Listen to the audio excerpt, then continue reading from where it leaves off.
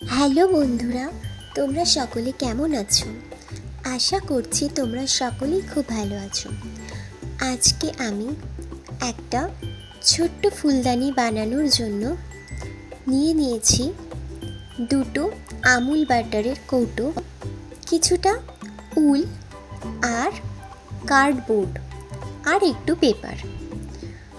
Amul বাটারের কৌটোটির back সারফেসটাকে আমি কাঁচি দিয়ে কেটে নিয়েছি এবং আর একটা আমুল বাটারের কৌটোকে সেই ফাঁকা সারফেসটার ওপরে অ্যাড করে দিয়েছি।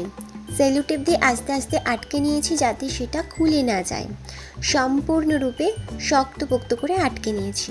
দেখো বন্ধুরা, এবার সম্পূর্ণভাবে দুটো কৌটোই আটকে গেছে। এইবার আমি উলের সাহায্যে পুরো কৌটো দুটোকে ঢেকে দিচ্ছি। আঠা লাগিয়ে নিয়েছি প্রথমে বাক্স দুটোর ওপর, তারপর ধীরে ধীরে সম্পূর্ণ কৌটোটাকে আমি উল দিয়ে কভার করে নিলাম যাতে একটু ওটা সুন্দর দেখতে লাগে। দেখো, ওই ছবির মতোই আস্তে আস্তে আমি কভার করে নিলাম।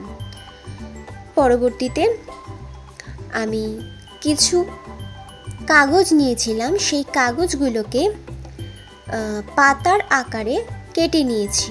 পাতার আকারে কেটে নিয়ে কিছু কার্ডবোর্ডকে ওই পাতাকে আটকানোর জন্য ছোট্ট ছোট সরু সরু লাঠি বা কাণ্ড যেটাকে বলে সেই হিসাবে ব্যবহার করেছি।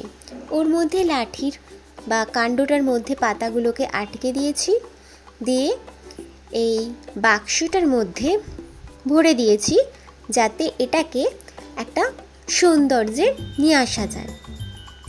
এবং পরবর্তীতে এই ছোট্ট বাক্সটাকে একটু সুন্দর করে নিয়েছি, কার্ডবোর্ডটাকে পাতলা করে কেটে কভার করে নিয়েছি মিডিলে এবং ওপরের পোর্শনটাতে। এখন তোমরা আমাকে বলো, আমার তৈরি এই ছোট্ট ভাস বা ফুলদানিটি কেমন হয়েছে। আর এটা যাতে ওয়াল হ্যাঙ্গিংও হতে পারে তার জন্য আমি করে নিয়েছি একটা ছোট্ট মতো ওই টাঙানোর জন্য, ওটা কাগজ দিয়েই তৈরি করেছি ওইটাও।